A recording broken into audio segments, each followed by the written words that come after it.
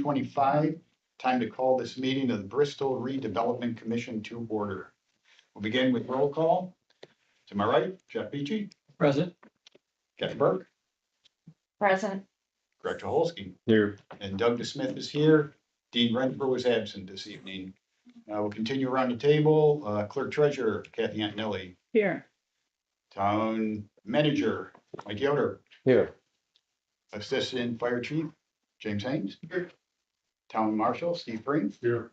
And our legal counsel Alex Bowman. Here. Okay, next is approval of agenda. Has everyone been able to check it out? Yes. Yes. Any changes necessary? No. No. If not, the agenda will stand as published. Next on the agenda is approval of minutes. Has everyone had a chance to approve the minutes? Yes. I make a motion, we approve the minutes from July 15th, 2025. I second. Okay, motion by Jeff, second by Kathy. Any further discussion? If not, we'll take a vote. Jeff Beachy, Yes. Kathy Burke, Yes. Greg Tuholsky. Yes. And Doug D. Smith is a yes. Motion carried. Next on the agenda, to you, Alex. Thank you, Mr. Smith. There are effectively three items before the commissioners this evening. Two are resolutions, and then the last item is the offering sheet that we previously evaluated. The first item of business is Resolution 9/18/2025-18, which is a resolution of the Bristol Redevelopment Commission accepting the transfer of real property. This is a resolution that is required under the RDC's enabling statutes in order for the RDC to accept the transfer of property. This is for the Raber Golf Course.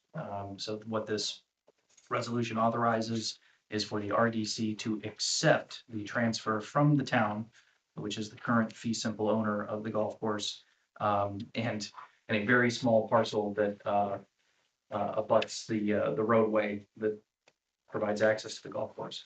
That's also owned by the town. So these two parcels here.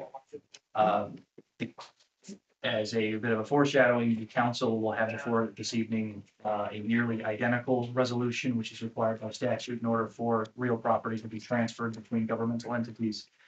So this is the first step in the process of transferring the golf course into the RDC. Happy to answer any questions. My recommendation would be to adopt the resolution as presented. Okay. Is there a motion to adopt Resolution 9-18-2025-18, accepting the transfer of the Raber Golf Course from the town of Bristol to the Bristol Redevelopment Commission? I'll make that motion. I'll second. Okay, motion by Jeff, second by Greg. Any further discussion? Question, just procedurally. Doesn't the town have to pitch before the RDC can catch? So this is it's a fair question. The language here is effectively conditional. So this is the whereas the commission, the RDC has determined that it is appropriate to receive the transfer of the golf course from the town. And were it to be transferred, you would agree to receive it. Okay. Okay. Yes, so it's it is very much a, if you'll give it, we'll take it. Okay, gotcha. It's a half cart before the horse. Yeah. Yes. Yeah. Okay. Okay. I figured that was the case. It's the way it kind of read, but I just wanted to make sure. Yes. Any other questions? If not, we'll take a vote. Jeff Beachy, Yes. Kathy Burke, Yes. Greg Tuholsky, Yes. and Doug D. Smith is a yes. Motion carries. Thank you, Commissioners. The next item before you is Resolution 9/18/2025-19, which is a resolution of the Bristol Redevelopment Commission approving the disposition of real property. So again, with the contemplation here that if the property is to be transferred from the town, and as we discussed previously, this transfer is really all administrative at this point. There's no deed to be executed tonight. Right. To the extent that the RDC would eventually sell or lease the golf course, the execution from the town to the RDC to the subsequent owner user would occur at the closing of that transaction. So nothing's gonna change hands here tonight. All we're doing is authorizing both the receipt and the subsequent disposition. So the resolution 19 here does just that. It identifies the real property, identifies that there were appraisals that were obtained that have an average value of roughly 3.5 million, just shortly north thereof. This authorizes the sale or the lease of the property by the RDC. There's some authorizing language in here as far as authorizing offers, evaluating what those bids will be, and then authorizing the officers of the RDC, the president, vice president, and secretary, to execute any documents necessary to make the offer and then to evaluate it. So again, through this process, to the extent there are any offers made on the golf course, those will come before you again. You'll need to open those, evaluate them, and then bids will be awarded from there to the extent the RDC wishes to award a bid. All this does here is authorize that process. Okay. Happy to answer any questions. Question. You've got in here in section 4, the price or $40,000 per year for a lease term of 5 years. Correct. I So we're I setting. don't know where we came up with the 5 years. So it's a floor. So that's what we've tried to do there is identify from our conversation Tuesday, Mm-hmm. trying to use minimum values here that the statute would require us to use for the RDC to evaluate any bids that it receives. Okay, but it could be more than that. Absolutely. Okay, I just Absolutely. didn't want to make it in stone. Nope, this is it. What Okay. makes it in stone here is at least that this is the minimum bid that the RDC is evaluating would be that 5 years, 40,000. They don't have to accept it, but That's correct. okay, That's correct. that's what I want to know. Yeah. Okay. Of course, an offerer would do that at their own peril because it would be a non-conforming bid. Yeah. The RDC has some flexibility there, but nonetheless, the RDC is required to set what that baseline is going to be to evaluate proposals. Okay. Oh, I see. Okay. Okay. Any other questions? Is there a motion to adopt resolution 9-18-2025-19 approving the disposition of real property? I'll make that motion. I'll second it.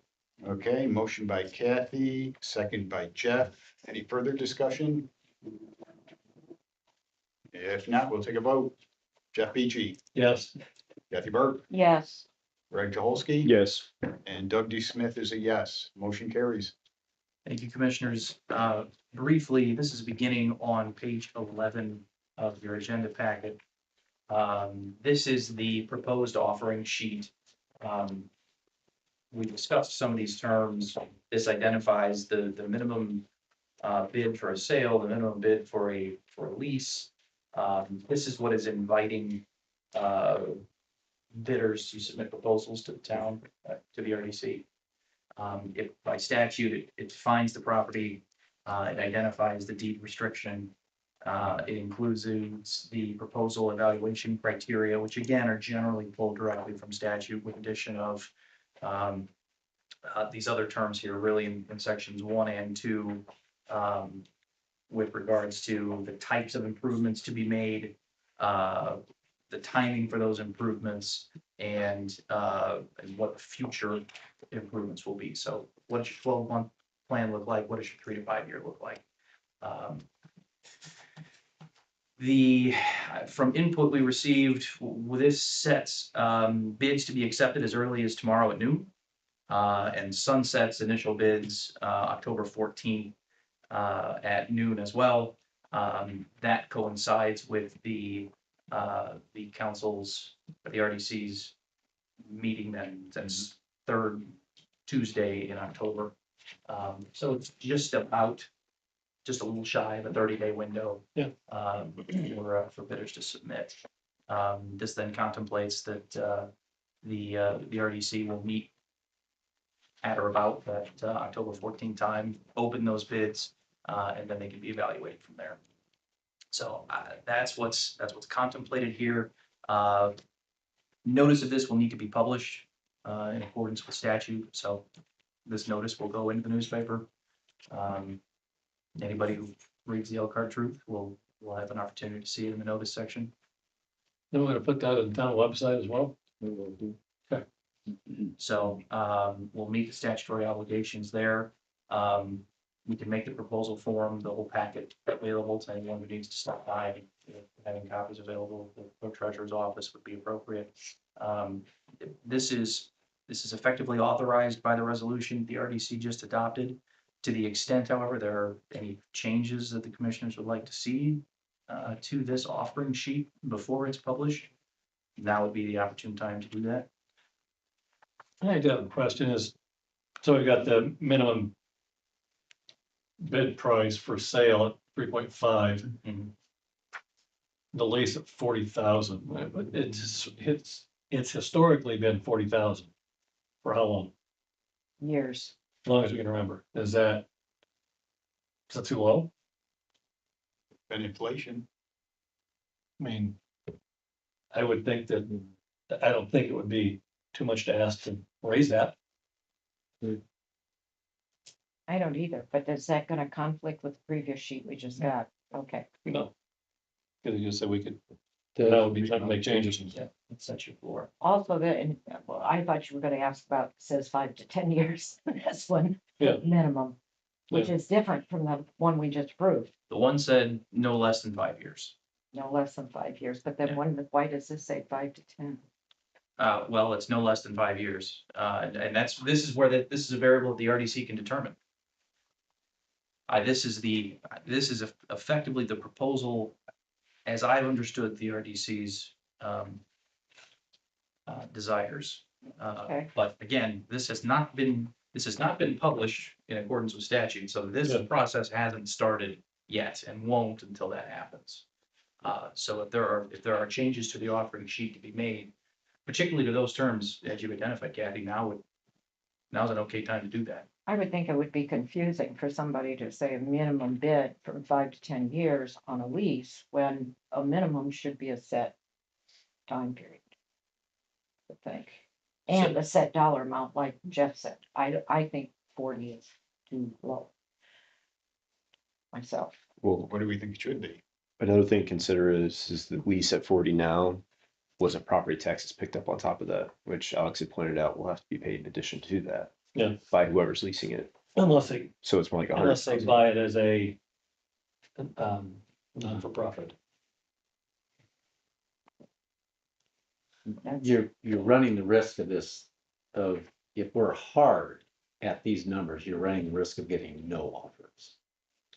But, so my question is anybody could offer anything, it would score poorly, but it could be accepted if it was like the only offer? That's right. The RDC, unlike the town, the RDC has some flexibility to accept a Discretion. non-conforming offer. Okay, The town doesn't have that same flexibility. Yeah. So to the extent that these, again, the statute says that you gotta set a floor. You have to identify whatever the minimum is that you can evaluate whether a bid is conforming or non-conforming. So I think you gotta start with these numbers, or you can start with certainly the minimum bid for purchase. That's the average of those two appraisals, and then the lease is based upon the historical use of the property. So you can adjust those as you see fit. But you're right, that may, to an uninformed bidder, that number in and of itself may discourage a bid. I know I'm going to get that question, that's the reason I asked, so if they want to score well, they'll exceed the minimum. Correct. But if they choose to not do that, that's. At their own peril. Can somebody offer 2 or 3 proposals, or is it just one per? I think they can, They can come I think they back can offer as many of as them. many as they'd like. I mean, it would be, I'd be curious to know how Yeah, their proposals would materially differ. I'm thinking of somebody that would say, okay, here's an outright, straight up price I'll purchase. Mhm. Here's a lease offer. I think that would be perfectly acceptable. Yeah. Is there an option for lease purchase? We began talking about that and we decided that's not possible.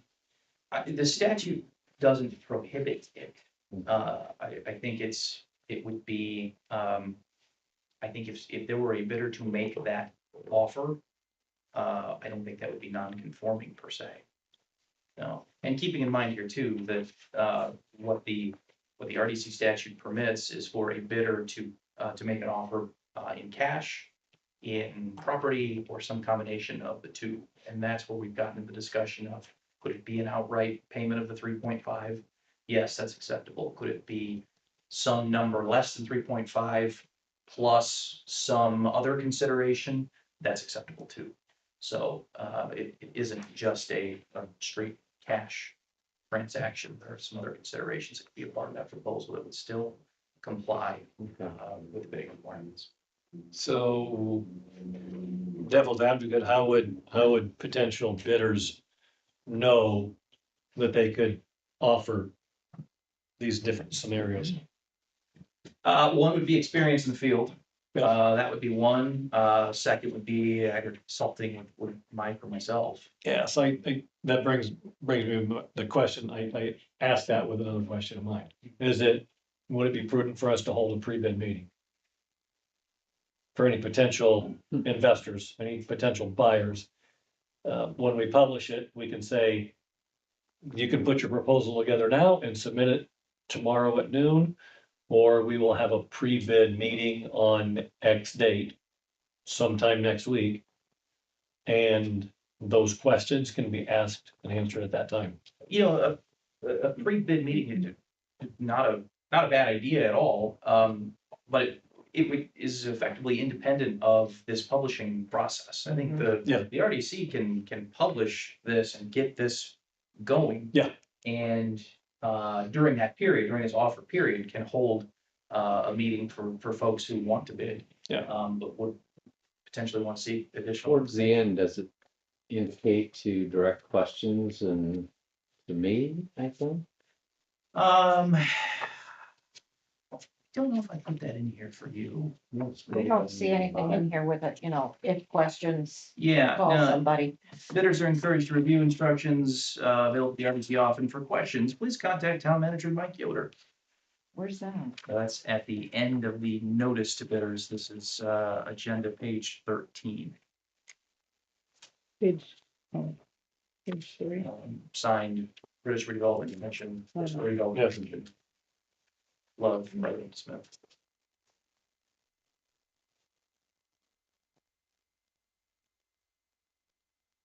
I don't know. Okay. I didn't So that kind of. realize. We can kind of forego the pre-bid meeting if we want to, but Yeah, I suppose it means if not to parse the language, but if it's pre-bid meeting before the bidder submits a bid or pre-bid before the offering sheet is published. I think if it's, I guess I would see it before it sunsets. oh, okay. Sometime after it's published and before it sunsets.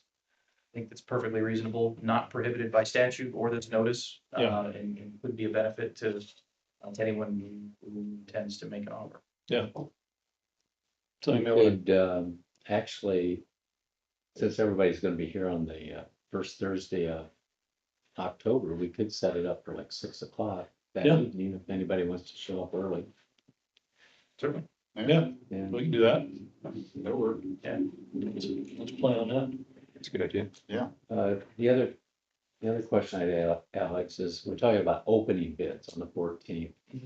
Is it still in there that we're accepting only electronic? This contemplates sealed envelope bid. Oh, it does, Yeah. okay. An Yeah, earlier version had, maybe that's something I put in, I said just email it to me, but. I think it's, and that, I think we've used a bit of that in the DOT. Oh, that's RFP right, that that's comes right. up. Yeah, but I think to comply with the statute, I think these need to be It's sealed sealed, bids. okay. So you said October 7th. meeting, right? October second, Second, First Thursday. first Thursday. first Thursday. Oh, Thursday, I was thinking Tuesday, I'm sorry. Yeah. Second. Okay. All right. So With that, is the offering sheet good to go? Any changes? Yeah. Sounds like, As far as I'm concerned, it's fine. Yeah, I mean, I think the lease is a little bit on the low end, but I don't know. I do too. But how much we bump it up? 10,000, 20,000? even 50. Yeah. You could also negotiate after you open them. I mean, if somebody doesn't offer enough, I guess we reject everything and go back and say, here's what we'd like, or the best qualified. But if we post 40 as minimum, I still say that's low. I mean, we've done that for years and years and years. 40 may invite more bidders. Competition's a healthy thing when it comes to the submission of proposals. And so if there are additional bidders who would like to take advantage of that number, that at least puts more people that you have the opportunity to interact with as far as That's true. negotiating. And if it, properties. if a lower lease price of $40,000 invites a larger investment into improvements, then yeah. Yeah. I think that's healthy. Okay, So remain at 40? I'm okay with it. All right. We're good to go. It shall be published. Thank you, commissioners. It's all I have for you this evening. All right. Any other comments or questions this evening? I make a motion, we adjourn. Well, second. Motion by Kathy, second by Jeff, all in favor? Aye. Aye. Okay, give Okay. Kathy a few minutes, and we'll get the town council meeting underway here shortly. Let us know when you're ready, Kathy. Thank you.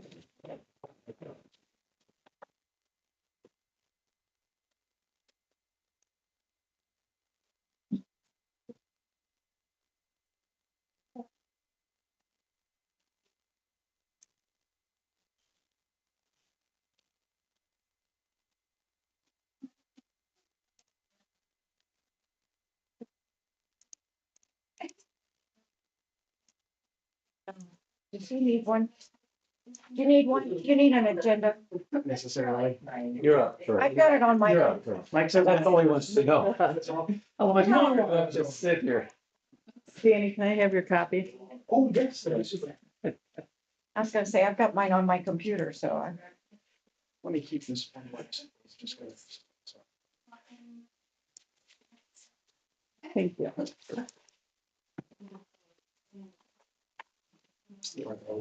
Oh, finish it tomorrow, then I did. There are 93 pages back to you. Mike's already agrees through most of it, so hold him to it. Let me We'll be do here something till after the 4. meeting We today. don't have to see any improvements or anything like that. Jeff, when are We already see them. Ready? Okay. We will, it is 7:13 PM. We will call this meeting of the Bristol Town Council to order. Today is Thursday, September 18th, 2025. We will start off with our pledge of allegiance. Stand. Greg, if you want to lead us tonight, please. I pledge allegiance to the flag and the United States of America, and to the republic for which it stands, one nation, under God, indivisible, with liberty and justice for all.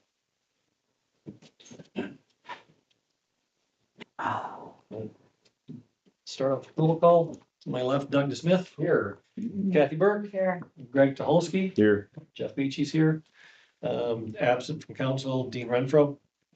Town Marshal Steve Preem. Here. Legal counsel Alex Bowman. Here, Clerk Treasurer Kathy Antonelli. Here. Town Manager Mike Yoder. Here. And Assistant Fire Chief Jimmy Haynes. Good evening, Jim. Okay, everybody had a chance to review the agenda. Yes. yes. Okay, any changes, corrections, or additions? like to cut it in half. We're gonna go fast, so stop talking.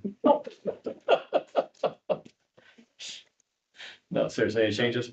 No. Okay, if not, the agenda will stand as published. I did that just for your benefit, Kathy. Thank you very much. Okay. Next item, approval of the invoices. Everybody had a chance to review the invoices? Yes. Okay, is Yes. there a motion to approve the invoices? I make a motion, we approve the invoices. I'll second. Motion by Kathy, second by Doug, open for discussion.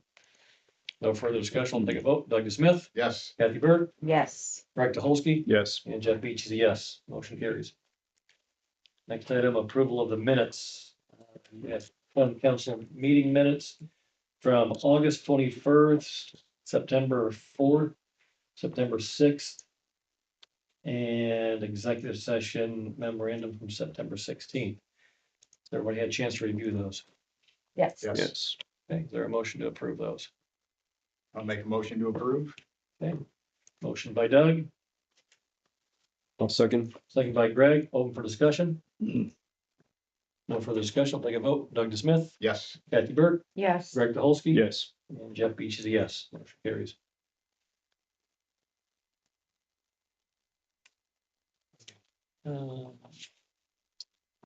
First item on the docket is planning and development items.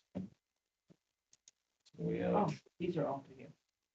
Elkhart County Development Ordinance Amendment. That's right, yes. So I'm Danny Dean, Planning and Development, one of the three planners on staff. And before you is a very short ordinance, essentially affirming our most recent updates to that development ordinance, which itself was newly adopted just at the beginning of last year.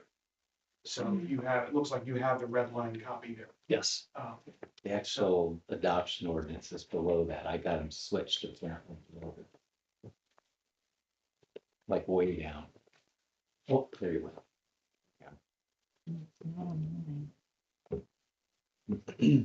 Page 13. Okay.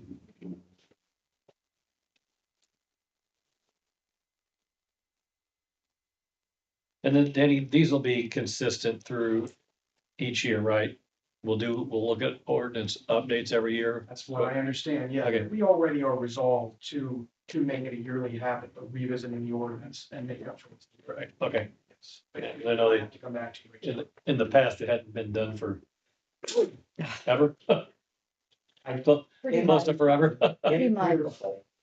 Yeah, Yeah, I don't remember one at all. okay. So, is there a motion to approve ordinance 9-18-2025-20?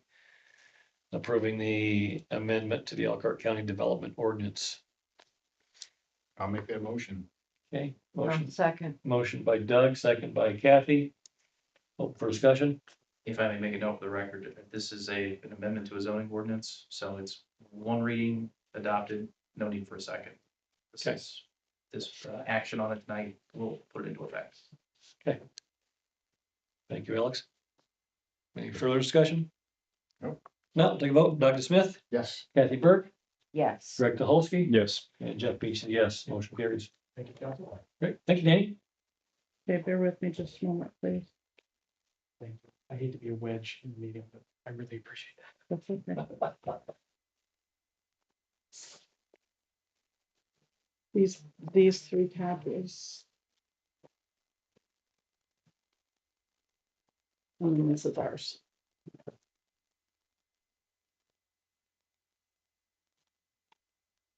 That's fine now, so you can take him with him, right? Wherever your name is above. Okay, that's fast. Yeah.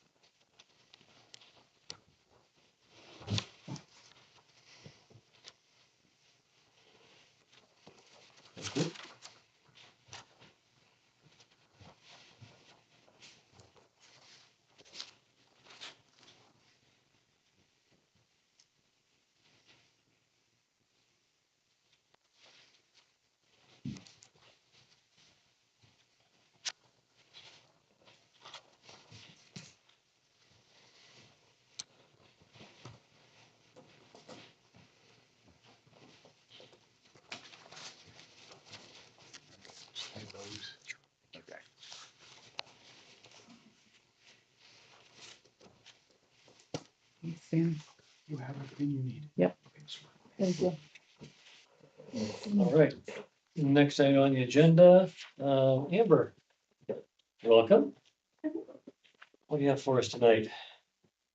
Well, I heard you guys want to get out of here, so. I was just kidding. You guys, when you see me coming, you're probably like, oh no, it's gonna be a long one, but I Nope, it's actually, always good to see you. I have hard copies of what I'm going to talk through, but you guys have seen this. Do I need to leave one here?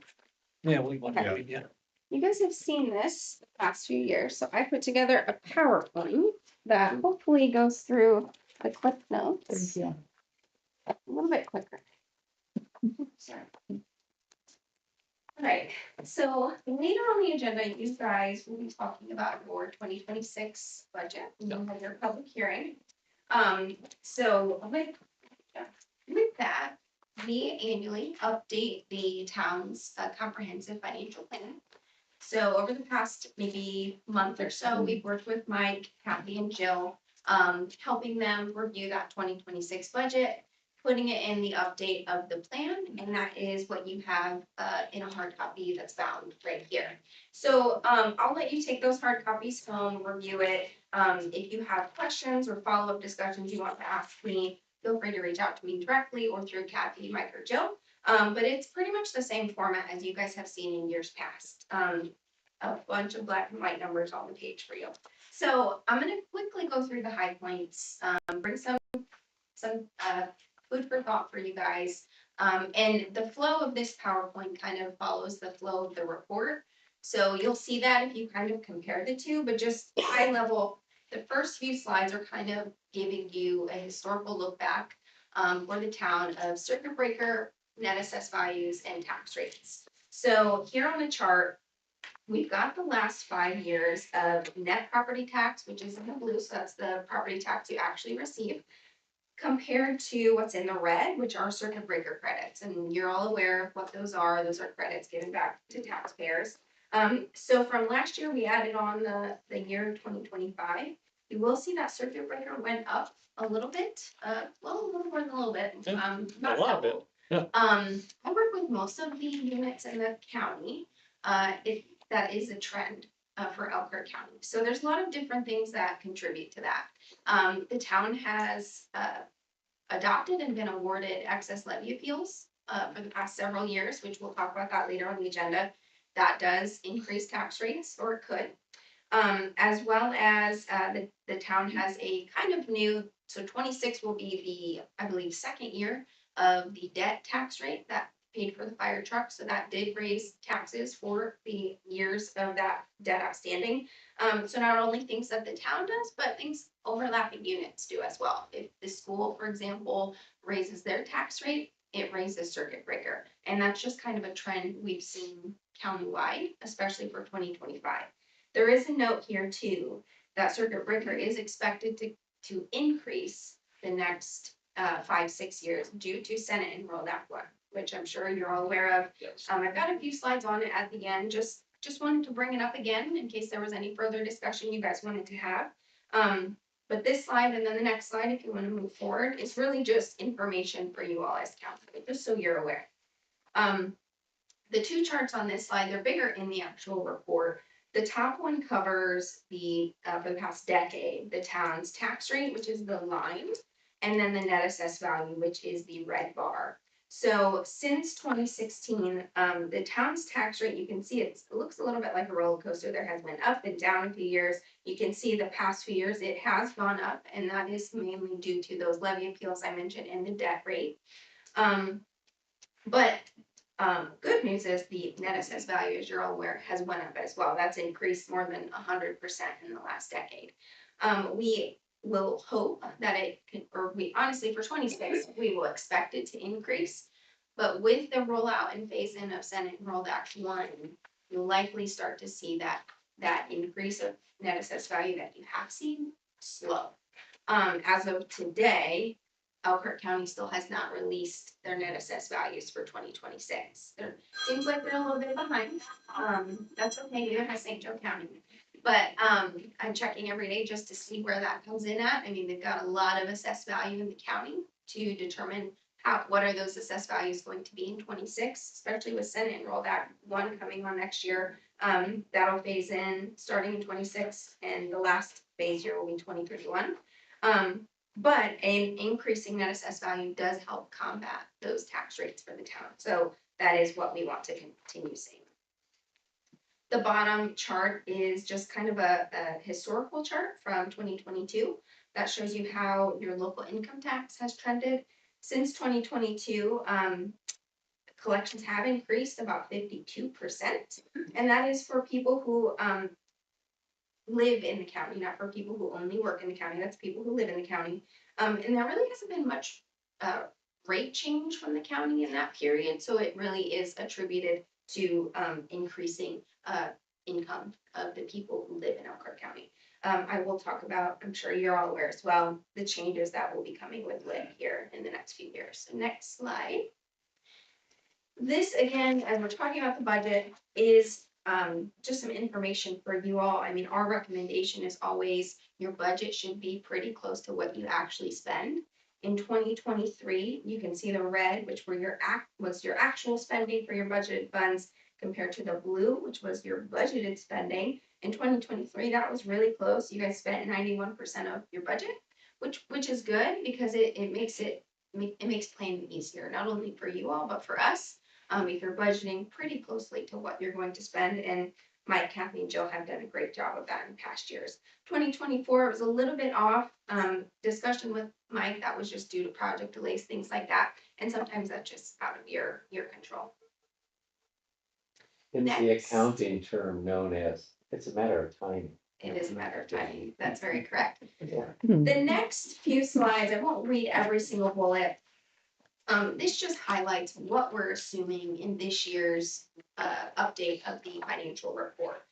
Some of this has not changed, some of it has, just from what we've done in previous years. So I'm just going to highlight a few items here. MLGQ, which stands for Maximum Levy Growth Quotient.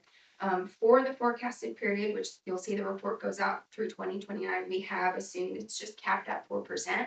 It is capped, Senate Enrolled Act 1 did cap it at 4% for 2026. There is no cap for years beyond that, but we suspect there will likely be another cap for that. The second bullet, which we'll talk about later, the town is eligible for another 3-year growth levy appeal, which is the appeal you've done in years past, which basically says the town is growing faster than the rest of the state. You need more than that 4% MLGQ. You are eligible, so we'll talk about whether you want to move forward with that. I would, of course, recommend you do because Senate Enrolled Act 1 did eliminate that appeal. So this will be the last year for that appeal. Okay. Local income tax, we have, assumed business as usual through 2027. And then you'll see the third bullet there starting in 2028. The current local income tax, as you know it, which are your 3 buckets, public safety, economic development, certified chairs, goes away. And then the county will need to readopt up to 1.2% to pass on to units below 3,500 population. So for report purposes, to be conservative, we did assume that the county adopts a rate that equates to 50% of what you guys are getting now. So like essentially assuming it cuts in half. So you'll see that in the report. I'm not going to say that's what's going to happen. It could come in higher, it could come in lower, but as of today, we don't know what will the county pass. And the entire calculation of how that's even passed on to you all, because with the populations over 3,500, your Goshens, your Elkharts, they'll adopt their own lit, and it's their adjusted gross income leaves your calculation of what you guys get. So a little bit different there. We just don't know what that looks like. So this is kind of preliminary planning. The rest are pretty, we're basing the rest of the revenues on averages and trends. Next slide, disbursements, like I said, we're basing, on your adopted and proposed budgets for 25 and 26, and then assuming 3% inflationary increase beyond that, as well as we worked with Mike, Kathy, and Joe on a capital improvement plan, which you can see in full in the report. It's Appendix A1, so it's towards the end. And then the last assumption slide, one more down. Right there. Thank you.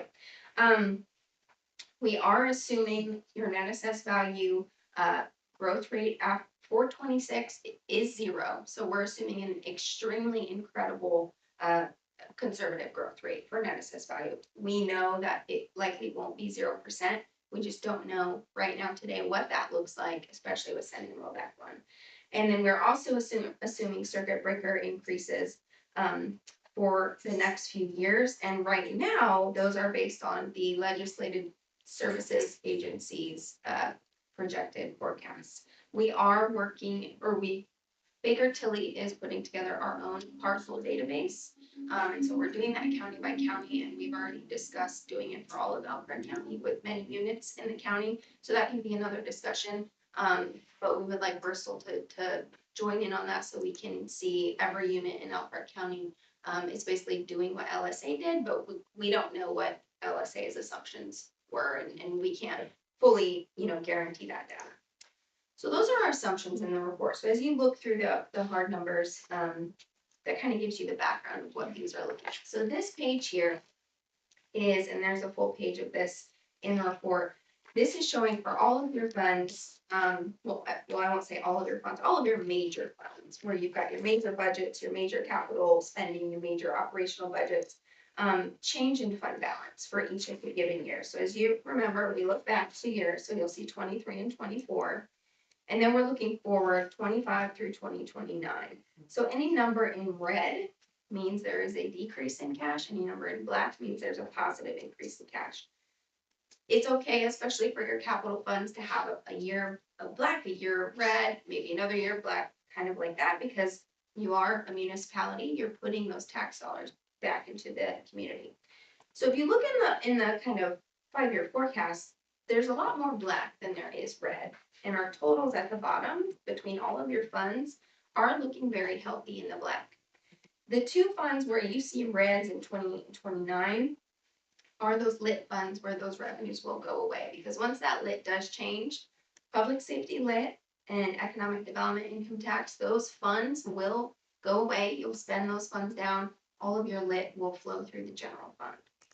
So in total, it's a really good outlook as we stand today, even assuming some of those very conservative approaches. Your takeaway from this is I think the town is in a good spot because there's a lot we still don't know about Senate Enrolled Act 1, right? And what that's going to look like.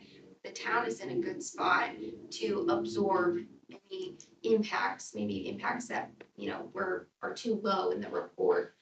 For the future outlook, things look really good for you guys. I mean, the negative impacts of Senate Enrolled Act 1 aren't good, but the town is set up to absorb or start to absorb some of those.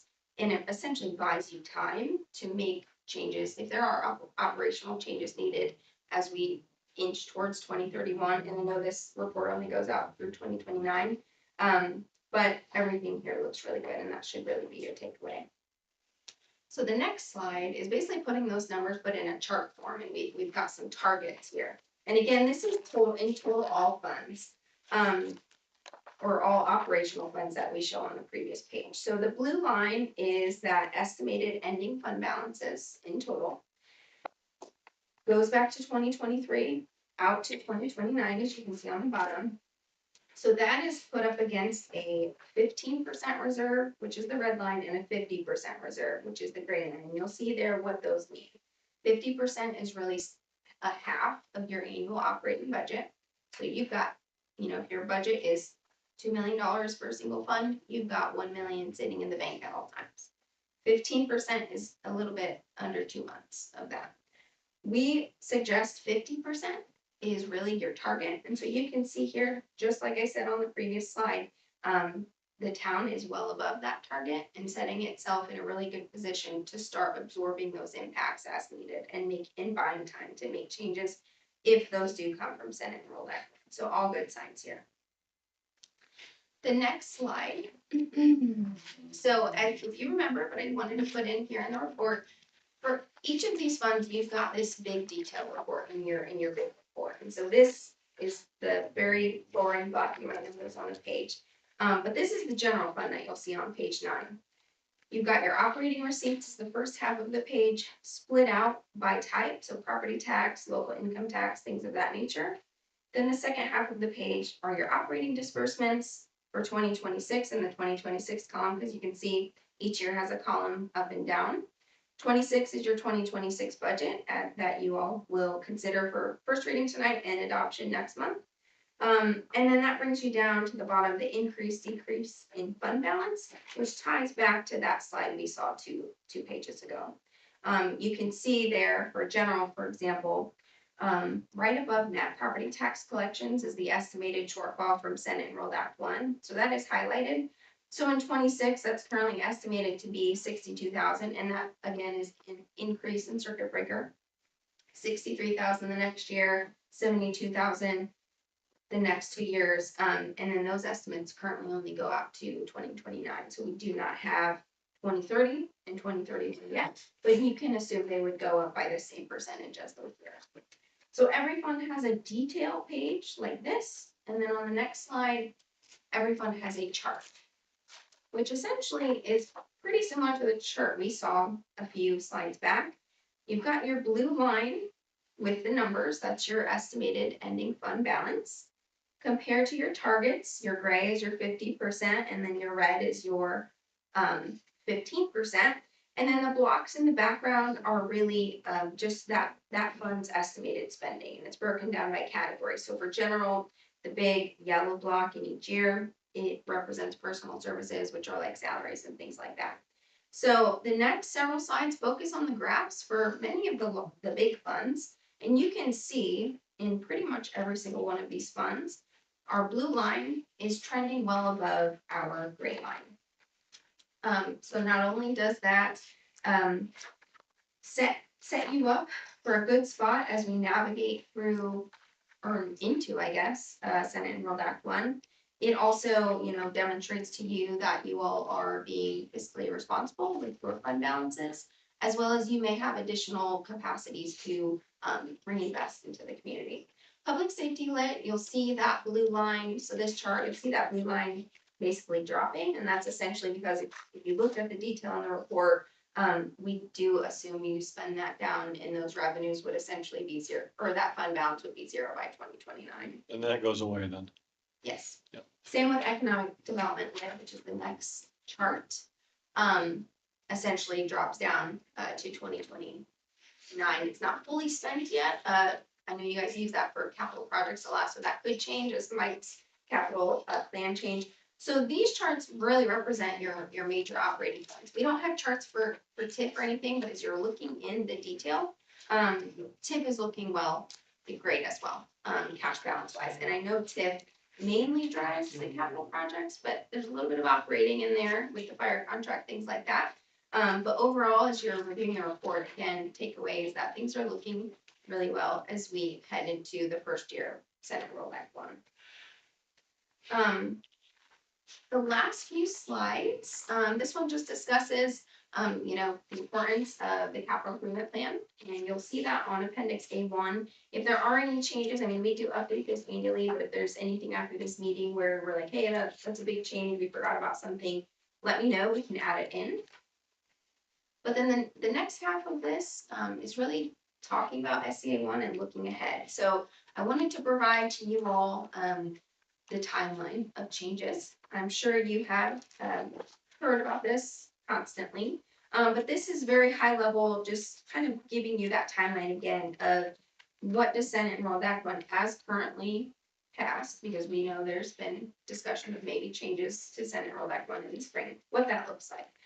So as like I said, 2026 is year one of the new homestead deductions, 2% property deductions, the business personal property changes. 2027 is year 2, 2028 is year 3, along with those local income tax changes. So if the local income tax piece does not change as it stands today, I would suggest beginning in 2026 you start having conversations with the county, with the other units in the county under 3,500 to say what's going to happen here, because they will need to adopt that rate in 2027 to pass on the revenue to you all in 2020. So that'll be the year next year, definitely, to have those discussions. And you can just kind of see the timeline through 2031, and that will be the last year There's also one other thing, in 2029, there is a new procedural requirement for budgets. It will require an additional public hearing that only focuses on your tax revenues, and then you will have a public hearing on your budget, on your spending, so there'll be an extra meeting for there as well. The next slide, this is a chart I provided to Mike, Kathy, and Jill a few months ago. This outlines what that new lit structure looks like. So you can see here, there's one for county services that will go directly to the county if the county adopts that. Fire protection and EMS, which is could benefit the town for if the town ever moved to a fire territory. I know there's been talk about that, or volunteer fire department as it is. If the county adopts that, that could be lit that is passed on to the town, but it's only 0.4%. Non-municipal, those are like townships. Again, county is passing that one. Municipalities below 3,500, which that's you all. That is again adopted by the county. And one thing of note there, the tax base for that is the adjusted gross income of local taxpayers of the county, excluding the taxpayers who live like inside Elkhart and inside Goshen, because they're going to be subject to their own rate. The only thing though that this slide does not say is that if the county does pass, let's say 1.2%, the county can hold up to 75% of what that revenue would be. So there's a lot of like, what's gonna happen, right? No, There's one also knows. no database that shows what is the true adjusted gross income of the county or of Goshen or Elkhart or anything like that. The Department of Revenue does not have that data in like an accessible database, not for outsiders or for even them at this point. They are working on that though, so hopefully we have it, but the estimates we have right now are based on like median household income. And so it's like, that could be close, that could not be close. So again, hoping we have better data into next year. But I guess we'll see. We're kind of at the mercy of others on that data. And then the last one, which would be population over 3,500, which would be Goshen and Elkhart, adopting their own local income tax rate. So just wanted to provide that. The next slide, like I said, I know the town has discussed fire territories, fire districts in the past, so I wanted to provide this. Fire territories established after December 31st, 2024 does have a tax rate max now of 0.4 cents. Whether that's a good thing or bad thing really is up to the needs of the fire departments and the units within. I work with some fire territories who are below that rate, and I work with some territories who are above that rate. So it's really dependent on what those needs are, but we're going to provide that. And then the next slide, I think I already mentioned. I tried to include everything that would really affect the town. 3-year growth levy appeal is removed after this year. And then by the end of this year, DLGF is supposed to maintain a transparency portal where taxpayers can review tax liabilities, things like that, which that is coming pretty quick, and we have not seen what that looks like yet. So more to come. Okay. Let's see, the next few slides are really just our kind of suggestions. Really as we head into 2026, the first year of Senate Enrolled Act 1, I already said that you all are set up in a really good spot, and it's just going to kind of be as more information comes in. This says put on your data or put your data on trial and interrogate the story. Kind of more of a corporate slide, honestly. But it's really just trying to highlight this slide and the next one, highlighting the importance of being proactive by you all, which I know that you're very good at doing, focusing on the short term, which you are now for 2026, but also the long term as we head into Senate Enrolled Act 1. And the last few slides again are just our suggestions. The big one is that county parcel analysis. We can have another discussion on that, but Tilly is maybe a month or so out of having our own tool on that to really come up with, are those LSA numbers close? Are they, it's going to be unique for county, But we do plan on doing a countywide parcel analysis and what that looks like. We haven't really rolled it out quite yet in terms of like, is that we need to get all of you and the county and Wakarusa and Goshen and everybody in a room, and kind of have a more, streamlined approach, to benefit the whole county, but we would suggest that the town does participate in what that looks like, to see what are the true or updated estimates of what those circuit, not only circuit breakers, business personal property, things like that, what does that look like to the town's revenues? Okay. That's all I really had. Any questions, anything on Senate Enrolled Act 1 that you want to talk more about? I know that is almost probably the horse that we keep kicking, and it's like Well, everyone's like, the county even admitted when we had the legislators even admitted when we had our county meetings. We don't know what we don't know. We've got to learn as we go. Yeah. And which is sad. yeah, They passed a bill that they have no idea what the impact is. yeah, and I think since they passed it, there's been more light on what those impacts look like. Yeah. And so, like I said, I know there's been chatter that there will be changes to Senate Enrolled Act 1 in the upcoming spring session. Yeah. So I think, everyone is kind of like, let's wait to see if those changes actually happen, Yeah. and then act accordingly. But I think, there's no panic that the town should have at this point over it. If it stays how it is, though, there will be changes, and, a lot of municipalities will be forced to make operational changes.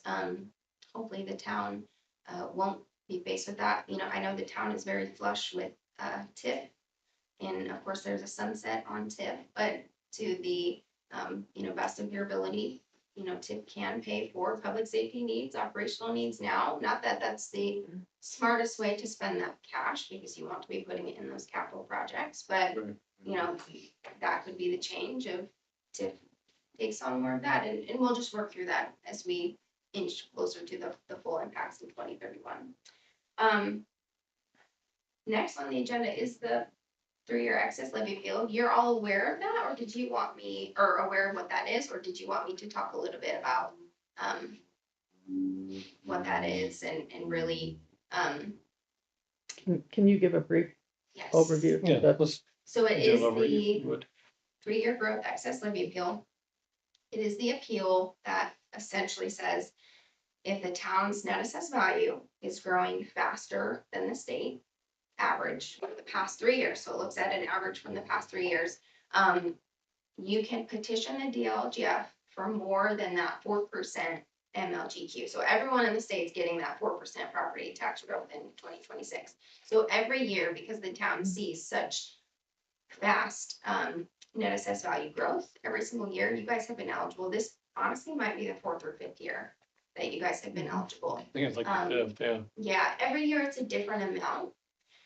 This year it is 284,000 that you guys are eligible, so that would increase your property tax levy, what you receive. Now, again, of course, with an increase in property tax levy could come an increase in tax rate, could come an increase in circuit breaker. But it does increase your maximum levy, so we would always suggest that you do it. Because, and you all could probably vouch for me, or vouch with me, when your net assessed value is growing that fast, the needs for your services are growing that fast too. And that results in more revenue needed. Yeah. So it is ending, this is the last year. So I would suggest you take advantage of it again. So if you adopt this tonight, what'll happen is I'll work with Kathy, Mick, and Jill to complete the application. We will submit the application to the DLGF. It's due in about a month. And then in December, maybe November, depending on how quickly they review, we'll get an approve or deny. The past 5 years you guys have been approved. Mike makes a great case for it. You have to really convince them, right? And actually the application this year, they added 1 million more questions, so we'll have Like fun a salesman, filling out the you are. application. Yeah, they added more, but you do have to convince them that you need this revenue, and I think Yeah. it's been very clear. So I would suggest you move forward, but of course that is all up to you. If there's any further questions, I'm gonna stick around through your budget ordinance. So I'll be here for questions or anything like that. Your budget ordinance is later in the. We could bump it up so that we Oh. don't have to say. I mean, That's if completely council- up to you guys. Is there anything else for me? Here that you guys have? No, thanks. Yeah. Thank you. Does the council need to take any action on the financial plan that's presented, or is it?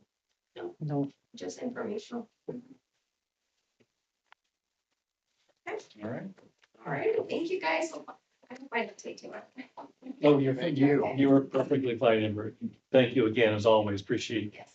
very informative and very helpful. Okay.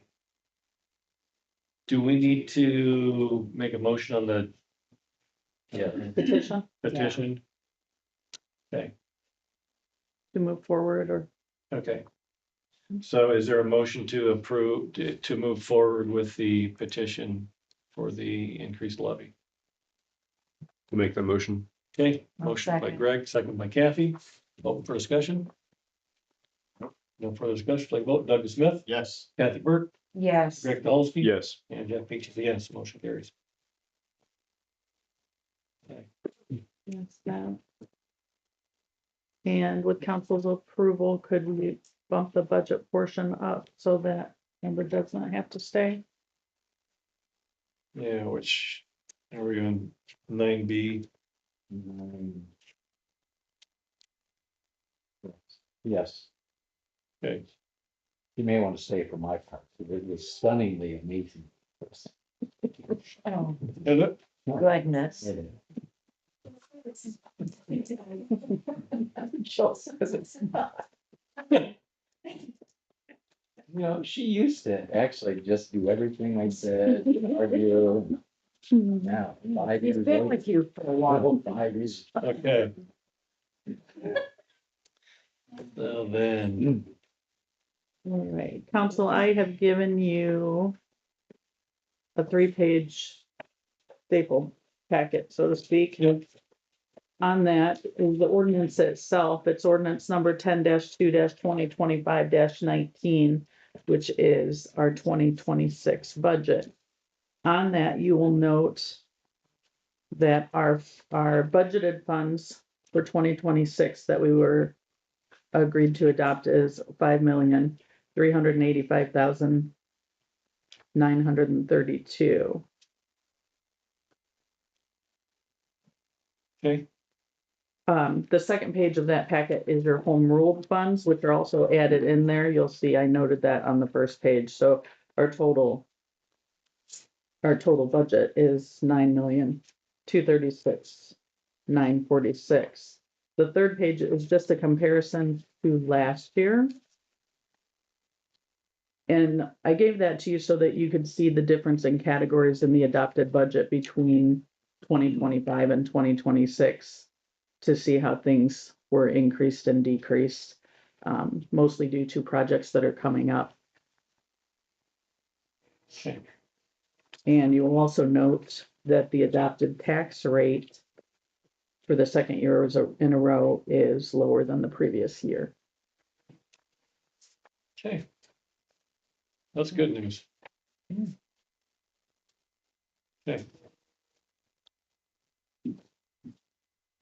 So this is the first reading. Amber, you said we needed a public hearing. so procedurally,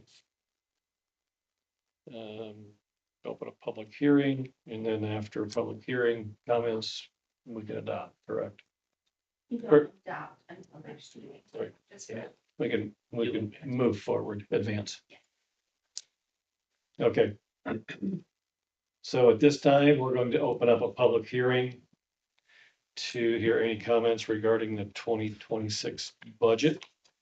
So if you'd like to make public comment about the budget, please step up to the microphone and ask any questions, make any comments.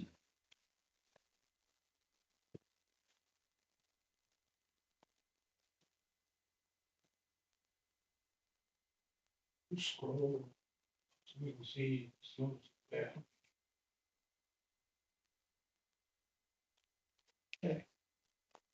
Any comments, questions?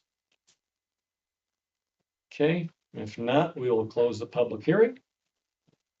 The next rule of order would be to advance to next reading of the budget, correct? Correct. Okay. Is there a motion to advance the budget? I'll make that motion. Okay, motion by Doug, I'll second. second by Greg, open for discussion. No further discussion, we'll take a vote. Doug Smith, Yes. Kathy Burke, Yeah, Greg Dolsky, Yes. and Jeff Beach is a yes, motion carries.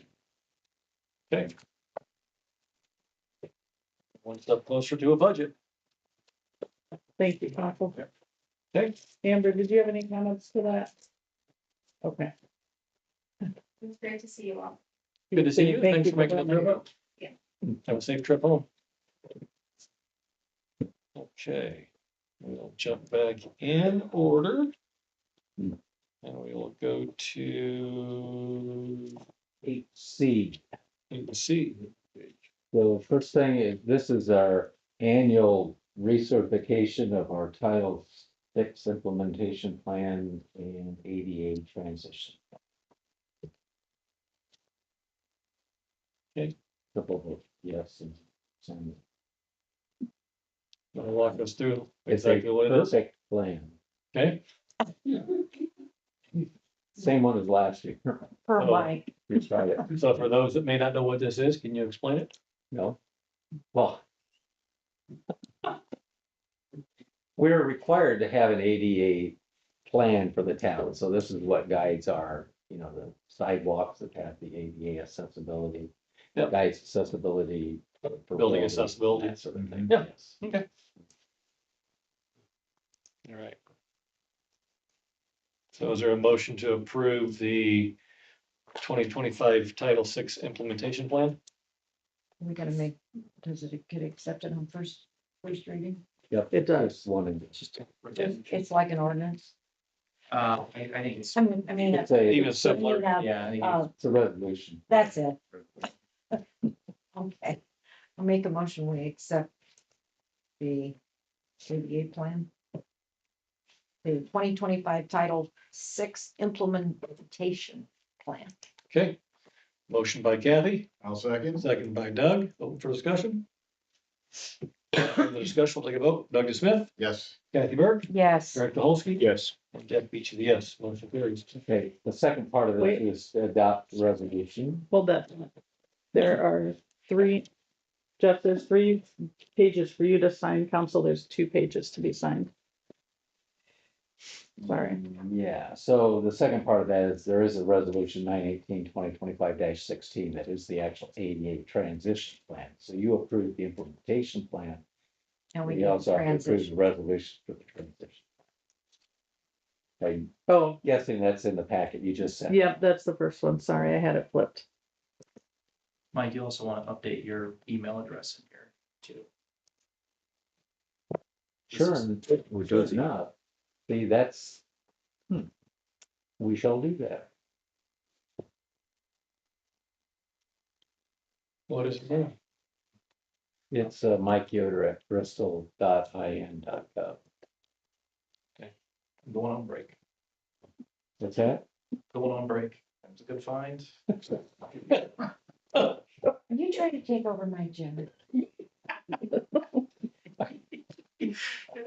I don't email that man anyway. You inspired me to read fine print. There you go.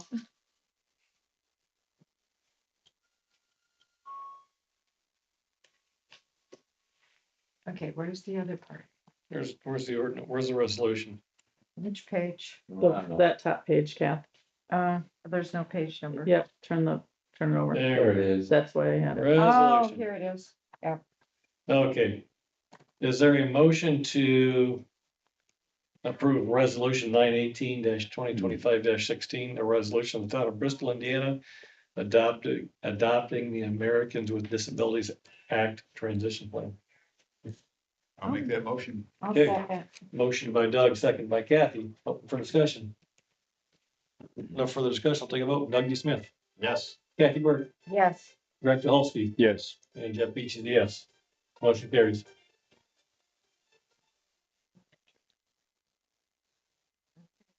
Okay, so, Jeff, wait a minute, all council. This one.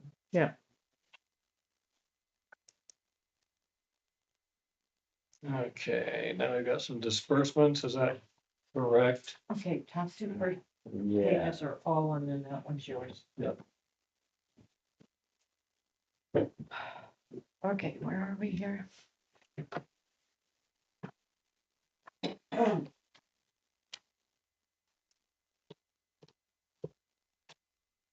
there you go.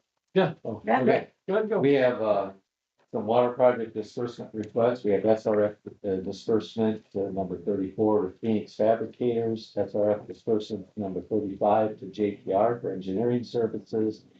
And disbursement 36 is Lori Shipman Consulting. She is our, handles the workforce requirement or is for all these big projects. One more, there's 37. On the back page, there was 37. The Niblock. So all of those are for the water project, so you can do those all in one big motion. Okay. So I'll just call them, is there a motion to approve SRF disbursement number 34, number 35, number 36, and number 37? I'll make that motion. Okay, motion by Greg, I'll second. second by Doug, open for discussion. No further discussion, take a vote. Doug Smith, Yes. Kathy Burke, Yes. Greg Dolsky. Yes. And Jeff Beach is yes, motion carries. Okay, wastewater side, we have disbursement number 55, Commonwealth Engineering. Disbursement number 36, to Crosby Construction for construction. Okay. Is there a motion to approve wastewater disbursement number 35 and number 36? I'll make that motion. Motion by Doug, No second. second by Greg, open for discussion. How many more do we have for Crosby? Oh, they're not done until next year. Okay. So I'll give an update here in a little bit. That's the only one I have. Okay, any further discussion? Nope. Okay, now we'll take a vote. Doug Smith, Yes. Kathy Burke, Yes. Greg Dolsky, Yes. and Jeff Beach is a yes, motion carries. Let's go with that. Okay, we just have a lot of stuff going on, but I'll try and move through these projects in a timely manner so we can don't have everybody else's reports. First of all, I wanted to say, back to the comprehensive financial plan for anybody that's listening online.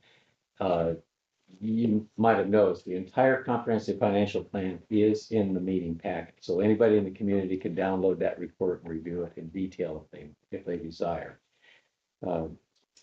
Also, before I get into the construction project, some good news on the Montville Road apartment complex. That is back online. They have signed the developer agreement, so we'll be moving forward with that project. Good. Yeah, it's really good news. Okay, so there's some pictures. These are in random order. This is our pipe room. This is in front of the 3 SBR tanks. This is where the enhanced fluid comes in and the treated fluid goes out.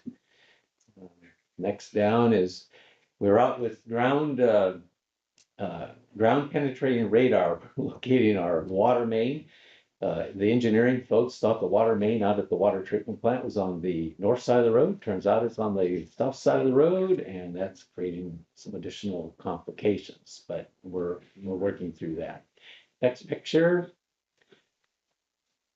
We brought in a big crane to lift the smaller big crane that's inside the SBR tank. So that happened, I think, Monday or Tuesday of this week, and my guys have been telling me they need a new crane truck to pull lift stations out of, or lift pumps out of the lift stations. And Tim thought I might buy this. And I said, well, see if you can find a used one. But anyway, moving on. Whoop, too far. I think there was one other picture. No, okay. That's Cummins Park. Niblock started on the new paved parking area this week. That'll get done soon. So Joe took those pictures, or no, Eric did. This is, St. Joe Street. I just took that today. Getting ready to pave. I think that paving will start next week. Now, unfortunately, next week on Monday is when Division Street gets moved to one lane northbound only. From the railroad tracks to the stop light. So I was hoping to have this done before that happened, but NIPSCO brought in a second team to start on their project, which is great. But it's gonna conflict for a week probably. The Division Street restriction is projected to be 3 weeks. Now, we're trying to figure out why it needs to be one lane for 3 weeks as they're connecting laterals. So we're working with that, hopefully to get that opened up soon. So, So that's for the project. What does the project do on South 15? That's just water, this gas? Is that's it gas, paving? that's Is it gas, that's the gas. Gas. It takes how long? And they're saying 3 weeks. Before we get to the sign question, just a note that on County Road 8, that line has been fully tested, the water line has been fully tested and everything's in service. Restoration work out there, I think looks good. If you're hearing anything else, let me know. The St. Joe Street water main project, that's fully done now, tied in, bacteria testing was good, homes are all connected to the new water main. And Niblock is now out here on the east side of town on 120, getting ready to bore under the railroad and under the Little Elkhart River. They're attempting to get that done. Well, we certainly want to get it done now before it's just time to get it done. Let's just say that. Yeah. They've had a rough start out there. There was some issues with power lines and gas lines that were hit, but that's part of it. Phoenix crew on the water tower. That's going well. They're working on the interior stairs and the catwalk that's inside that tower goes up. They're also sealing openings up the platform. The large crane that's in the center of that is scheduled to be removed on September 30th. And one other thing on the wastewater treatment plant, we plan to have our new plant up and running or starting a startup about mid-December on that new plant. That's how close to done we are.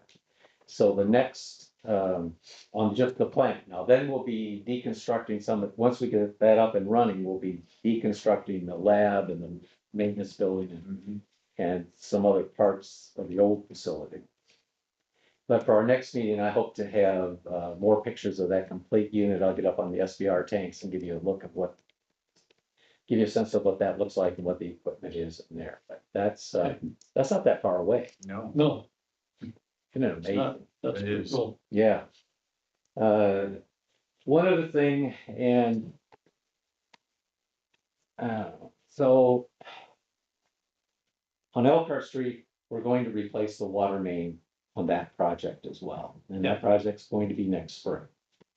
So that's gonna be a problem because this will be tore up, this will be tore up. So it's not gonna be handy, but part of that project, what makes it really complicated is we need to connect that main to the other side of Ponderosa. That means Ponderosa has to be cut. That means Ponderosa will be closed. Well, that is a big problem for next year. Oh, yeah. How long? Too long. So Niblock, Ryan is going to attempt. So as soon as we get Division Street opened up again here, the gas line, we're going to attempt to cut Ponderosa and make that connection this fall yet. To get that new water main under Ponderosa onto Elkhart Street this fall. That way we don't have to mess with it as part of the detour next year. That would be good. Yeah, Yep. so we've got, I mean, it's mid-September, it's towards the end of September now, so. I can't be boring. Yeah, I was just thinking. Something about the size of it, it can't be done.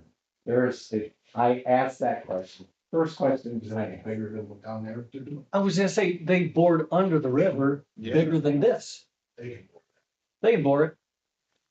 that. You tell Brian. I will. Okay. Cause I asked that. I mean, it's like to screw a lot of things up. Oh, I know. Oh, my Yeah. gosh, yeah. I know that. Yeah. I'd, suggestion, Tell them they gotta bore it, not cut your road. I think there's a reason that they absolutely cannot do that, or Brian would. Cannot or don't want to. No, it's cannot. Yeah, they would bore it. I don't know what the reasoning is. Let's push back on that. Yeah, Either Well, I'll get it, find out why. either get it done this fall. Yeah. Or bore it next year. Well, it has to be done this fall. There's just no way we can do it next year. No, All right, I'll find out why. They told me because I pushed back immediately. but you would think even next year when they deconstruct the road, it'd be even easier to bore it. Yeah. Cause you can dig down. And you wouldn't have to, you could just bore Right. straight. So I'll get you that answer. And it's We'll not have that, it's not that long of a run. You're going across the road. There is something about what they've got to do that they can't bore it. So I don't know what it is. I'll find out. Okay. I like Greg's saying, or they, What's that? I like Greg's saying, or they don't want to. Yeah. No, well, I mean, they do boring all over the place. If they could do that, they would. Okay. I didn't need to put this picture up, but I did. So here's our new sign, and you'll notice the yellow effect. Yeah. That was in the proposal. We didn't see it until now it's I there. think it's fine.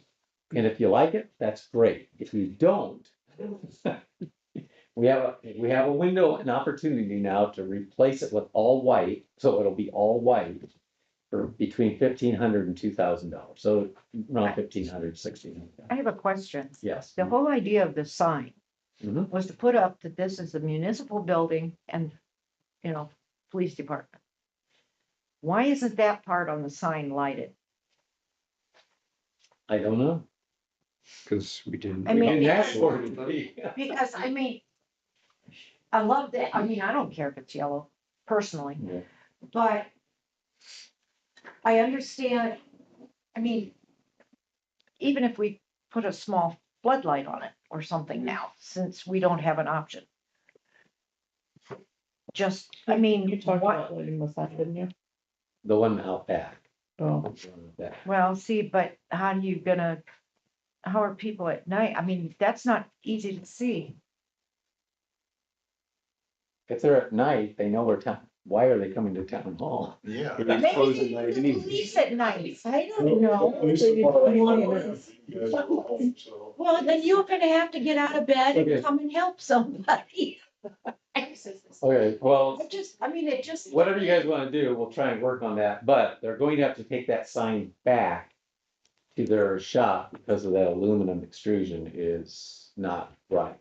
Yeah. And so if something happened, they acknowledge that, so that's a freebie on us, but they said, if we wanna change that vinyl, now would be the time to do it, because they can do it relatively cheap. If we wait too long, that you get a ghost effect on the plastic behind it, and then we'd have to replace the plastic that's behind that vinyl. So now's the time to do it. So It's up to you guys. what part of that is the aluminum extrusion? That right below the town hall Right here. police department. Oh, that part, okay. It's a two-piece part that's popped open, and it wasn't that way on installation. They said they're thinking that the weight there after just a day. It popped open. Wow. I'm gonna like this. I guess I'm not opposed to the yellow, is anybody? I'm not either. It's like the sun and the moon. Yeah, It's gonna yellow in a couple of years anyway. yeah. Yeah. Okay, well, Jeff and I saw it the other night, and I thought, where did that yellow come from? And I went back and looked at the original proposal, and it was there. Actually, kind of looks nice that way. Instead of all white. If you love it, I'm done. So I'm good with it. that's Works for me. I think that's my entire report. Okay.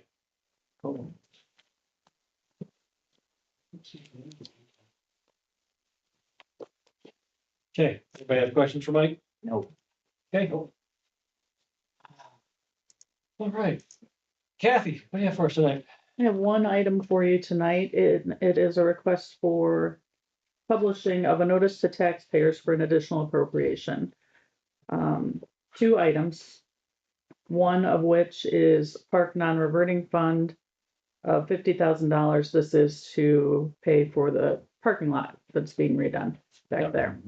The second relates to the opioid settlement that council had approved back in 2023. Yeah. And we had Oaklawn, Lori Knopfsinger came out, gave a proposal. Council agreed, since those funds were restricted monies and we didn't really have a good way to use it, that we would pass that distribution on to them. Oaklawn. Yep, so this is our annual ask. Okay, And our total this year is just over $9,000. okay. So motion to publish and move to second reading. Okay.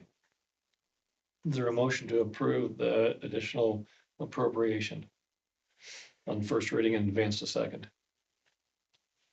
I'll make that motion. Okay, I'll second. motion by Doug, second by Kathy. Open for discussion. Actually, I have one question on the opioids. Is there any way we get an update from Oaklawn on what they've managed to do in the last I was thinking 2 or about 3 that. years? Like, I don't even care if it's something here or just email to us. Like, what have they done with all the funds that they're getting from all the municipalities? Like, because Well- it seems like it could be a big amount. They were going to that mental health crisis center. Right, but I mean, how many people have they helped? Like, have they actually, Yeah. what have they done with that It's kind of a money? review. Like, yeah. how many people have they helped with all that money? I know, what- I was thinking of asking What's Lori that to number they come call? and speak. what's that number? That 800 number they call? Oh, I don't know. 811 or something like that for mental health. Yeah, Oh, yeah. 811. Yeah, I think it's 811. Actually, the person that manages the What's that? crisis center lives in Bristol, so we could have her. Well, I'm just curious. It seems like they're getting a lot of money. So I just, if it's, what are the numbers? We could see if somebody could come speak at a work session. I mean, I don't even care about that. It's just an email. It'd be fine with me. Yeah, I just want to see what okay. the numbers are financial, like what are they receiving? What are they getting? Because as budgets are coming what they are, if then the money's not being spent well there, it could be spent well for the police department, which is a covered expense. Not really. I Well, mean, their restriction list is long and detailed, and Yeah. okay. the most that the police and fire, I could remember, was like the Narcan, Narcan. Yeah. Okay. which I think they get free from somebody. No, My guess is that's heavily. Okay. Just kind of a Okay. budget review or But what they do. expenditure It's review. a good Okay. idea. We'll do that on. Gotta remember, but we'll do that on a work Okay. session, have that in. Okay. Any further discussion? If not, think about Doug Smith, Yes. Kathy Burke, Yes. Greg Dolsky. Yes. And Jeff Beach is yes. Motion carries. thank you, Council, that's all I had. Thank you. Anybody have anything for Kathy tonight? No. Okay. If not, thank you for all your work on the budget. Appreciate it. Yeah. And to Mike and Jill as well. Where'd Jill go? It's a good team effort. Jill disappeared. Okay, Steve, what do you have for us tonight? I have a monthly report and I have one additional thing. It's very brief afterwards, so. In August, 2025, our officers have written 89 citations, 82 warnings. Our department took 673 calls. We impounded 10 vehicles. We drove 17,622 miles. We took 54 case reports, broken down, 5 for warrants, 3 for possession of paraphernalia, 1 intimidation case, 5 possession of marijuana, 2 operating while intoxicated, 1 criminal trespass, 1 child molest, 2 domestic batteries, 15 driving while license suspended. We worked 9 crashes, 2 theft cases, 1 habitual traffic violator case, 1 possession of methamphetamine case, 1 fraud case, and then 5 others. We worked 24 and a half hours of overtime in August. And that is the monthly report. Okay, Nice. questions for Steve on that? Yeah, what's intimidation? Somebody like the neighbor, we had one last night, the neighbor had a property line dispute and one threatened to do like, so it's threatening for some lawful act that the other party did already, so. Like a neighbor dispute. Yeah, something like that, or I say, I'm gonna do something to you if you do this. Yeah. You know, it's like when Flip tells you to do something, you say no. Mm-hmm. It doesn't end well. Never. And then the only other thing I have is I just want to let you know that, one of our junk Impalas, we're gonna do the same thing with the or the company that services our squad cars. It was needing some additional wiring work and some extensive work. It has 160 something thousand miles on it. The value of it's not really worth much to us. $4. So, the problem is it's gonna cost, there's a cost involved to strip out all our equipment, take the striping off, everything else. So once you get that done and then try to auction it, you kind of almost lose money. So we worked out a deal. He's gonna give us $750 in service credit, and then he's gonna take possession of the car. But he's gonna do all the work. He strips it out and gives us our equipment back. And so Nice. I feel pretty good about that, but we just, Mike assisted with it, as the town manager, the purchase agreement, and Okay, so we'll get that done. It's all ready to go, it just needs to be signed, so, okay, other than that, that's all I have. good deal. Hey, all right, other questions for Steve? Nope. If not, thank you for all you do to keep us safe, and we pray that you and your staff stay safe out there. Before I jump to you, Jimmy, I am gonna ask one question, because you brought it up about Brad. I was down there Monday, he did some work for me. Who's doing the work on our town vehicles? Maintenance on our, like, street department vehicles? Right now, because it's under warranty, our newer ones are going back to the dealer, what we got. Okay. Do we have anything that's not? Probably do, so I'm not sure where they can take those out. They were taken to, Rogers? Ryan. I didn't know if Ryan's, He's there once a week or twice a week. oh, is he, okay, so he's still doing, Fine, but okay. So I'm not sure, but why is there? Well, because when I was down, For their, when I was down where Steve takes all the Next door. squad cars, Brad asked me, he said, Okay. who does town vehicles? So I said, I'd ask him. they kind of specialize in diesel trucks and whatever, so that was their background prior. Yeah. So, we're very happy with what Yeah. what he's done for us so far. Yeah, okay. Okay, Jimmy, good evening, what do you have for us tonight? You'll notice our report's a little bit different. It kind of tweaked it a little bit. So this is the September 2025 operations report. We responded to 104 calls in August. We had 434 responses in August. And then, so like this little graph here, numbers have changed. So I can read that to you. So we had a rescue and EMS, we had 69 of those. Good intent calls were 16, 7 false alarms, 5 fires, 3 hazardous conditions, 3 service calls, and 1 not available. And that not available is, there's no code for us in our system. So that was the best we could do, is put not available. So we had one of those. Make it go. We're gonna name it Yoder. Yoder's code. The Yoder, go Yoder, go Yoder. No, it's just not available. So like we have rescue and EMS, we don't have a line item for whatever that call was. Okay, So it went down, it's not available, / Yoder. okay.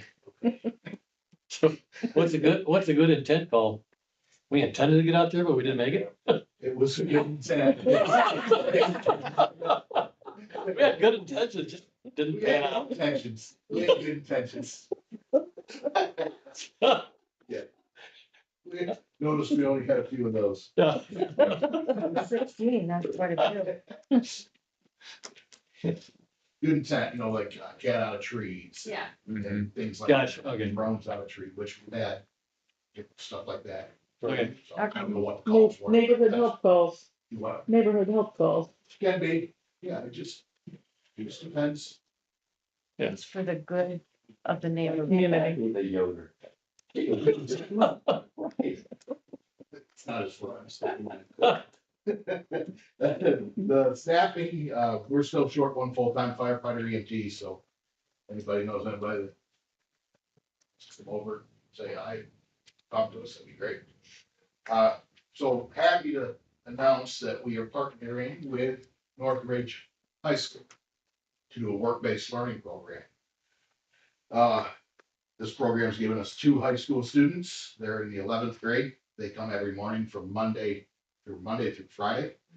They're learning what it takes to become a firefighter. Right now, they're doing all the observing, some truck checks, paperwork, stuff like that. I did reach out to the state, and we are able to get them slowly certified, get them a cert.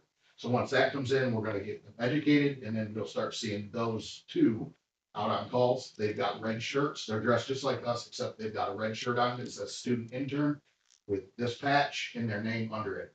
Nice. So this is just another way for us to get out there into the younger community, try to draw more people in Yeah. for us. Good. So you'll see those 2 on this call. You see them around the station.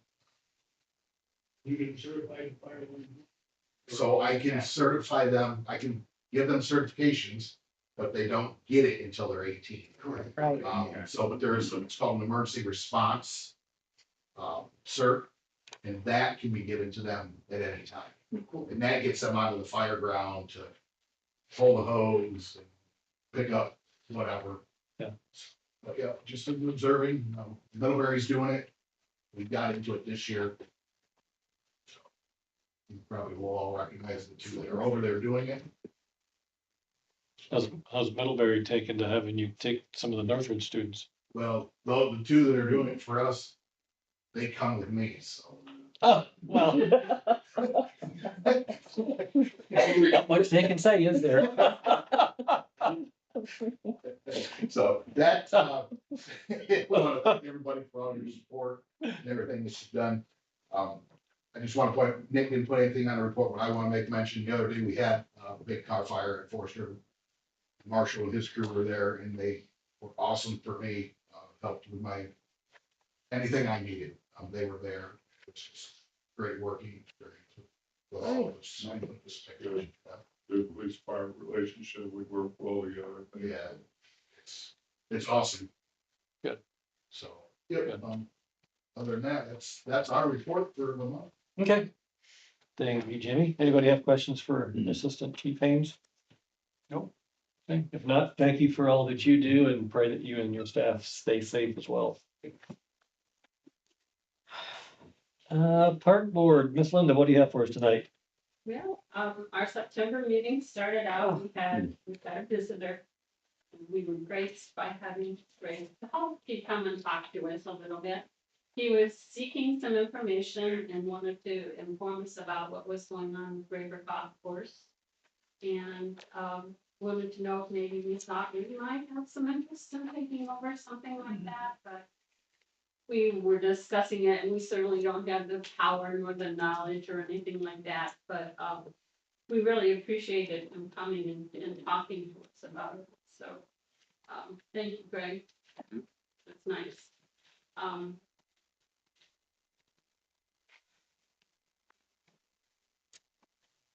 Condon Park, we had a car show, and, from the library was sponsored it along with the park board. There was 103 cars, the weather was really good and good traffic, and good feedback, and it seems to be growing every year, so I'm sure there will be continuing, things that they will have there.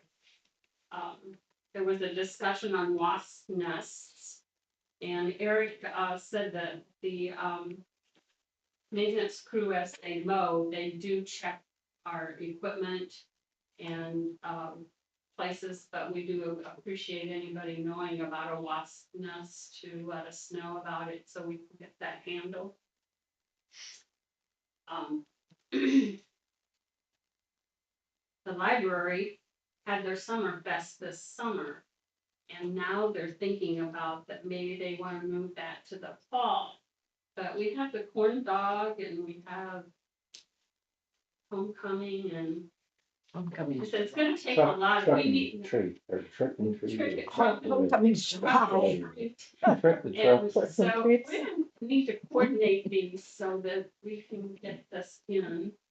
I mean, our dog was right along with Middlebury's Fest, so we need to kind of coordinate these a little bit. So somebody will talk with Carol on that. In Cummins Park, we did pass a motion to the appropriation for the $50,000 for the, new parking lot.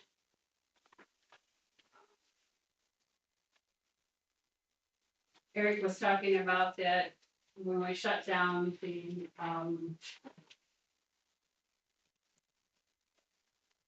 splash pad, that he wants to power wash both the splash pad and the, pickleball courts, so They were done. they were, is that already done? Mhm. We Use the same person that did the building here, I understand.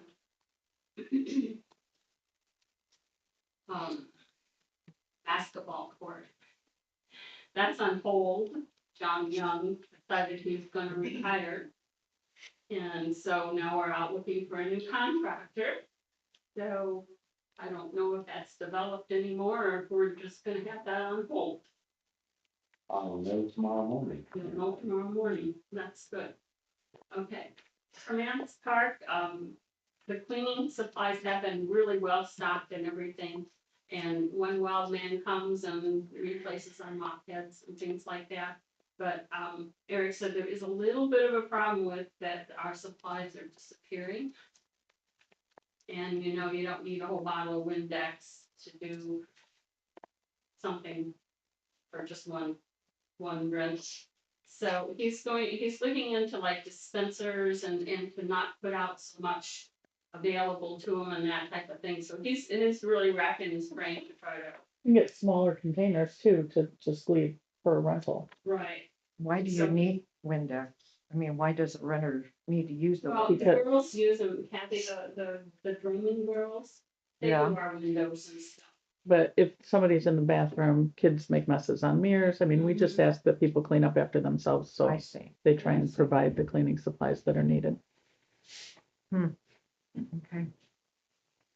I think that's pretty much, Memorial Park, the stump has been removed and, ground out, which is really, really good. And of course, the irrigation's really been torn up there, but we won't be working on that until after everything's done, 2026, for sure.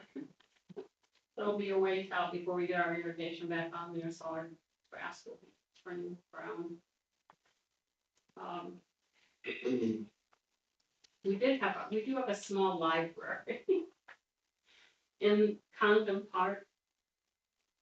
And a lady turned in a picture of some girl on a bicycle going up to our library, and she would take the books and throw them on the ground.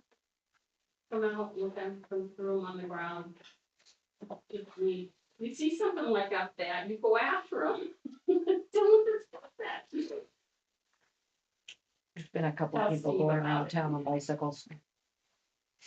Steve does too. So, okay, that's pretty much it. Any questions? No, I think that's it. Okay. Thank you, Linda. Any questions for Linda? Hmm. Okay, thank you, Linda, appreciate it. Alex, what do you have for us tonight? Thank you, Spacey. 3 items for you this evening. The first item is resolution number 9/18/2025-17, which is the council's resolution approving the transfer of real property. The council members will recall that the RDC earlier this evening approved the acceptance of the transfer, preemptively approved the acceptance of the transfer of the Brady Golf Course. This is the resolution that's referenced there, that the town council is approving the transfer to the RDC. This is authorized pursuant to statute, as noted in the body of the resolution. Happy to answer any questions, but my recommendation would be to adopt the resolution as presented. Is there a motion to adopt resolution 9/18/2025-17? I'll make the motion. I'll second. Okay, motion by Greg, second by Kathy, open for discussion. No further discussion, like vote. Doug Smith, Yes. Kathy Burke, Yes. Greg Dolsky. Yes. And Jeff Beach is a yes, motion carries. Thank you, council. This is this is stepping back in resolution number, this is earlier in time, this is resolution number 9-18-2025-15. Item 13B on your agenda, resolution 15, for the town's records. This is a resolution of the town council adopting provisions of Indiana Code 5-3. The council will recall at the last full council meeting, there was a discussion about the construction of a new garage for the street department using the build, operate, transfer construction method as authorized by statute. Well, the first prerequisite of the town utilizing BOT process is to adopt a resolution that says you would like to use the BOT process. That's what this resolution provides. So this, from this adoption forward, authorizes you to entertain the BOT process. Okay. Happy to answer any questions. Is it only for this location or is this an entire coverage if we'd ever need it again? This entire coverage, this is your step into the door of BOT. Right? Thankfully, it's not DOT. Yeah. Okay, is there a motion to approve adopt resolution 9-18-2025-15? I'll make that motion. Okay, motion by Greg, I'll second. second by Doug. Open for discussion. No further discussion. We'll take a vote. Doug D. Smith, Yes. Kathy Burke, Yes. Greg Dolsky. Yes. And Jeff Beechey, yes. Motion carries. Thank you, council. The final item I have for you this evening is the RFP queue for the street garage project. This is the request for proposals and qualifications for the street garage project. This is the RFP that is published pursuant to the BOT statute. I can get in a bit of what the BOT process involves. I can try to elucidate a bit on that process. Suffice to say, the idea here is somebody goes and builds it, they operate it for a short period of time and transfers the plan. That's effectively what this process is like. So the RFQ that you have before you here is really similar in substance to really the request for bidder or the offering sheet the RDC approved earlier this evening. It provides for introduction to the project, provides an overview that's been contemplated for the construction, what the developer's roles will be, how the town will evaluate any submissions, what's required as part of those submissions, how the town will evaluate these, so the experience of the offerer team, the how the offer complies with the town's needs, what their approach to the project is, how they want to budget, what their budget controls look like. And then I think this was an important note as well, the use of local resources, that's something that the town will prioritize in evaluating proposals under this method.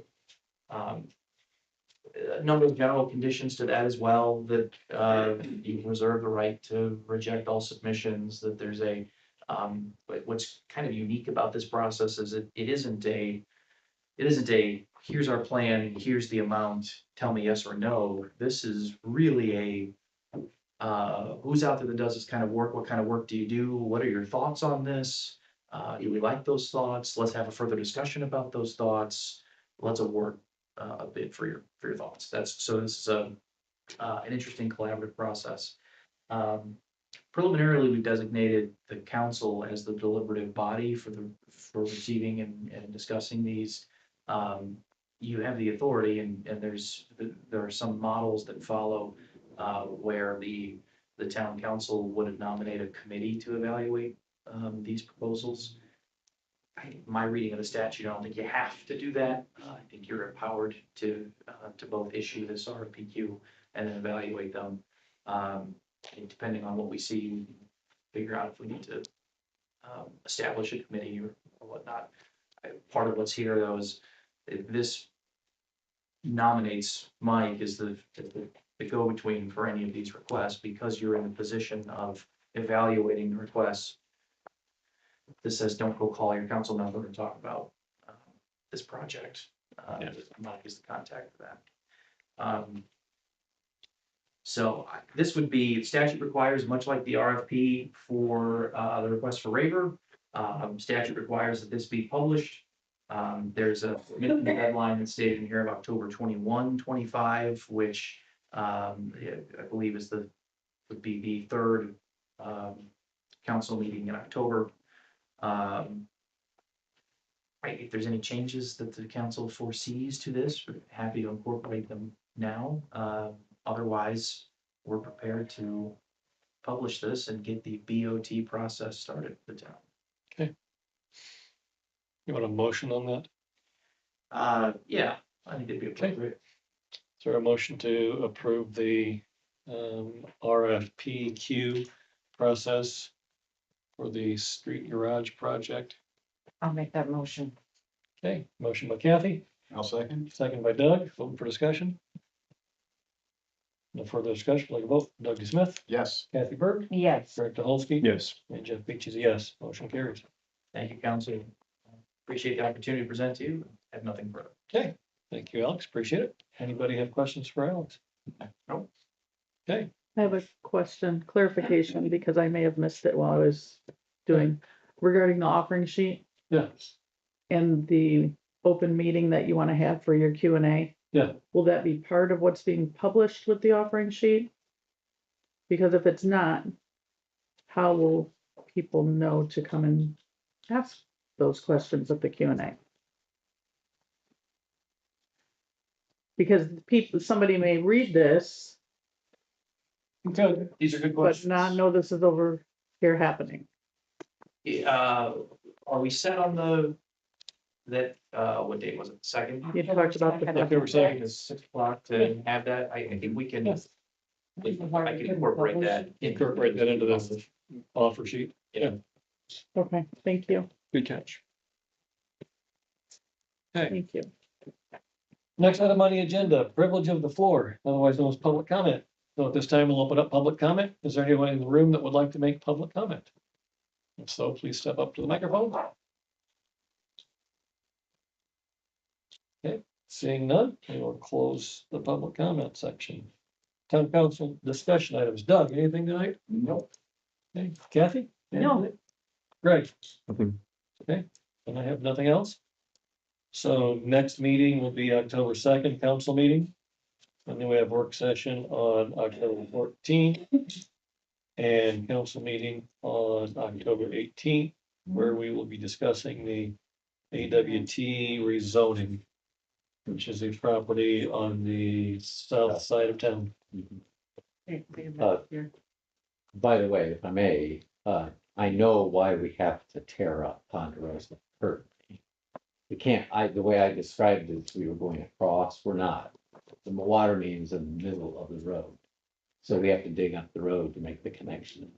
You can't directional bore, you have to dig it up to make the connection. That's the reason they need to dig it up, Okay. right in the middle of the road. Okay, I have a question. But that should be a quick. October 18th, That's it should be the 16th, shouldn't it? Yeah, it should be 2 days later. Yeah, That's 4 The days. 14th is right.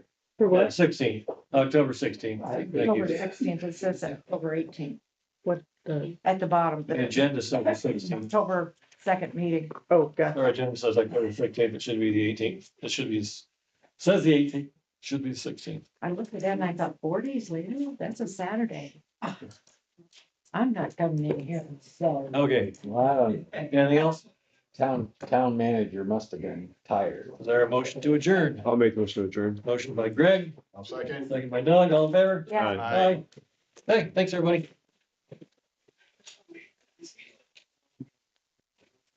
How are you? Go to Chicago.